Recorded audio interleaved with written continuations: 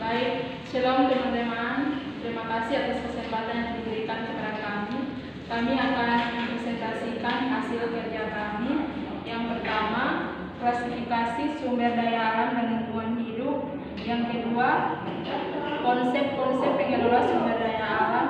Yang ketiga, masalah kependudukan dan lingkungan hidup. Yang keempat, prinsip dan usaha pelestarian sumber daya alam dan lingkungan hidup.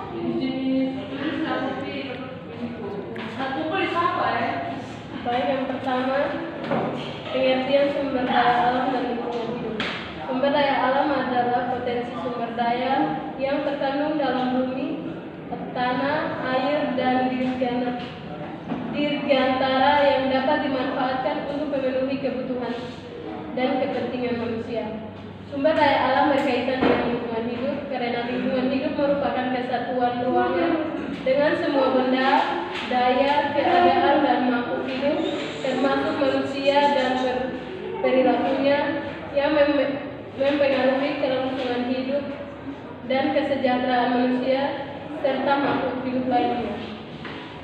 Yang kedua, klasifikasi sumber daya alam. Sumber daya alam berdasarkan itu dibagi atas 3, yaitu yang pertama berdasarkan sifatnya, yang kedua berdasarkan asal, dan yang ketiga berdasarkan tahap pemanfaatannya. Berdasarkan sifatnya, sumber daya alam dibagi atas 2, yaitu sumber daya alam hayati atau biotik, yang kedua sumber daya alam non hayati atau abiotik. Sumber daya alam dapat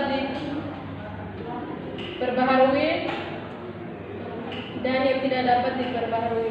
Yang dapat diperbaharui dibagi atas 2, yaitu sumber daya alam siklik dan sumber daya alam yang regenerasinya cepat.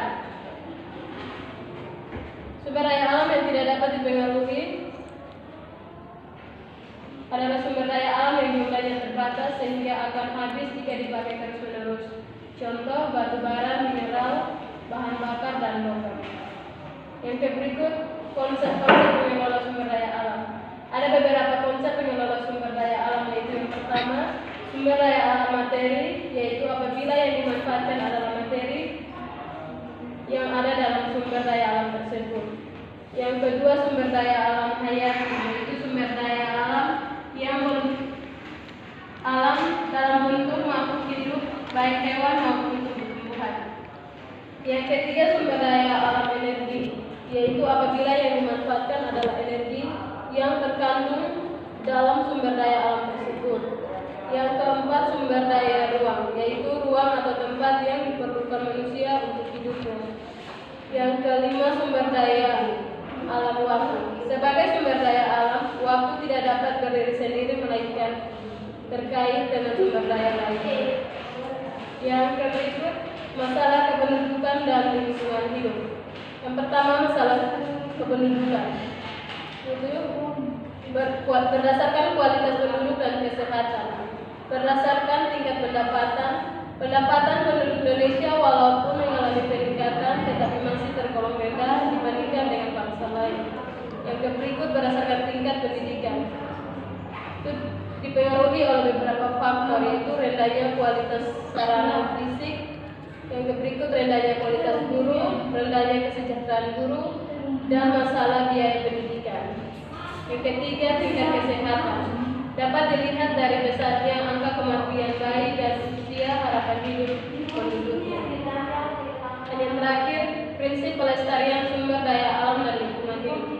Prinsip lingkungan hidup adalah sebuah prinsip yang menghendaki upaya-upaya konkret di lapangan untuk mewujudkan eksintesis kelestarian fungsi lingkungan hidup secara terus-menerus dari ancaman pencemaran atau kerusakan, dari ancaman akibat kelainan yang dilakukan oleh pelaku usaha atau kegiatan. Idealisme yang melandas prinsip ini pada intinya adalah proses atau cara yang tepat untuk melakukan beragam upaya untuk mempertahankan kelestarian dan fungsi lingkungan hidup.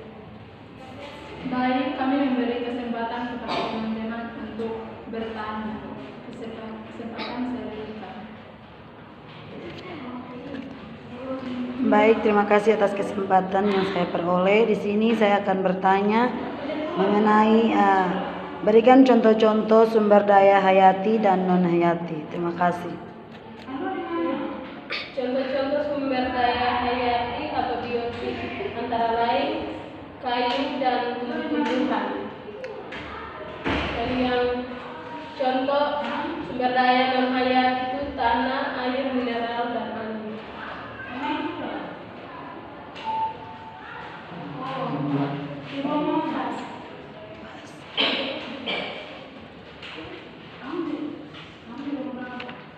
Mungkin dari teman-teman ada yang